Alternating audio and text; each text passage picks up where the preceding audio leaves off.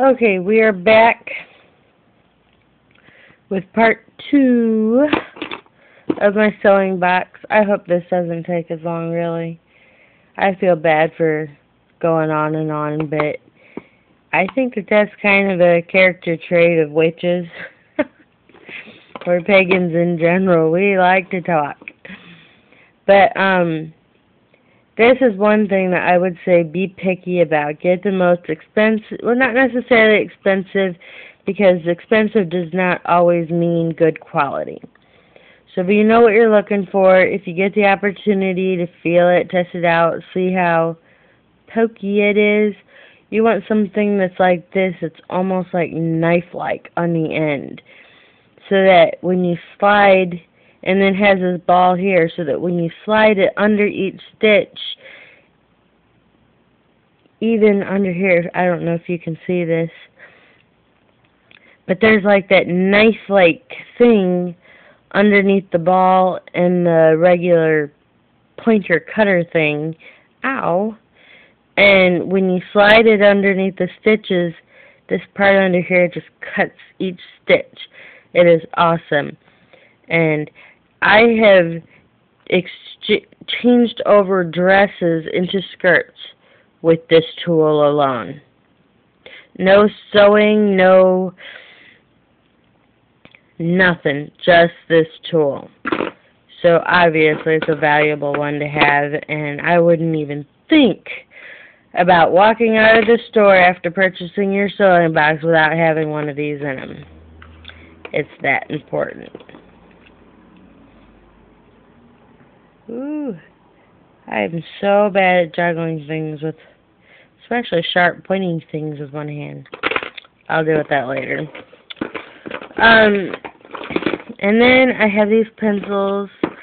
I don't personally use these very much. When I was a kid, I used them a lot more. I think my granny gave me one. I think one came with the sewing kit, and I think my mom gave me one. They're one of those things that if people you know that you're into sewing of any kind, they'll start unloading stuff on you. My granny knows a lady that teaches home ec at a school nearby, and at the end of the class or whatever, all these kids from the home ec class just leave their sewing supplies from home ec at the school. And they're all required to buy them at the beginning of school, but they just leave them there when they're done with them. So she takes them home with her and gives them to my granny, who's got a basement full of all these home ec supplies. So it might not be the most fanciest supplies, but if you know somebody that's kind of hooked up with that kind of situation, hop on it and see if you can get some of those supplies, because some of these things will run out really quickly, or you'll lose them and all kinds of junk. What would I use these for? If you have to take off a hem on a skirt or a pair of jeans and then reattach it so that it's shorter, I would use these to mark your spot. If you are trying your hand at quilting, which good for you if you are, because it's not as hard as people make it out to be. It is beautiful, but it's not as hard as they make it out to be. These pencils will help you cut or draw out the squares or the shapes or whatever it is that you're using. And they wash away after you wash it, so you don't have to worry about the residue or anything on it. It's awesome. And yeah, it really helps you when you're trying to cut that line, like when you're trying to cut out pictures from preschool books or whatever. And this came with my sewing kit, and I have no clue what it is. I will say, for those of you who are like, oh, the thimble, I have not figured out exactly why a person needs to wear a thimble, because when I'm sewing, Okay, this is the finger you're supposed to wear it on. My thumb is the finger that gets the brunt of the needle because my thumb is trying to push the back of the needle through the fabric, where this finger is supposed to catch the pointy part. On top of that, this finger also plays a little bit of a role in everything going on, and I usually get the top of this one all torn up from trying to juggle with these.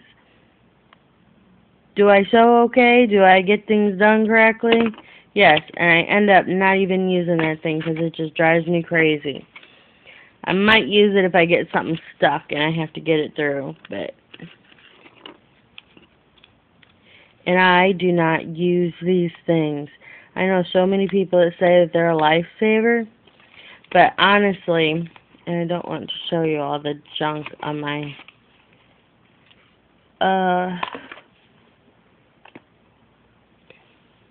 Uh-oh. Yeah, I don't want to show you all the junk on my nightstand more than I have to. But, basically, you take your needle. Ooh, I don't know if you can even see it on this one. If you hold it up to the light enough, you can see the hole in it.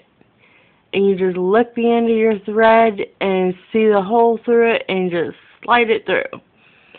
To me, that is much less work.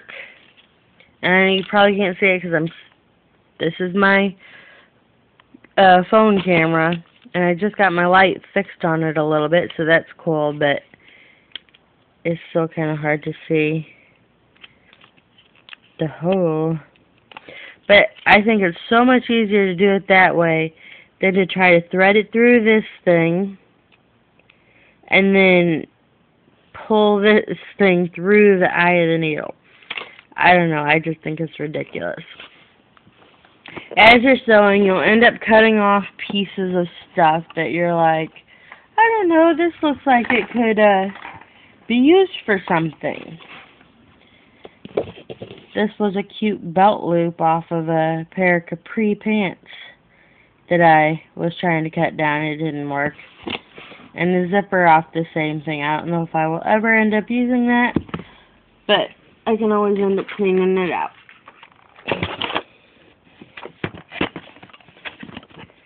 And so that is the sewing box part.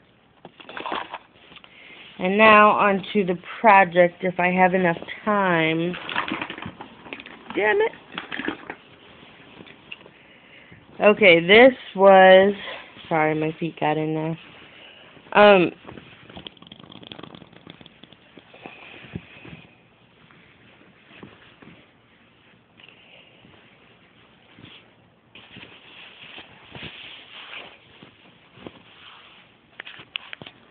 Yes, a pair of jeans that they tore up here because down here the leg was actually too small.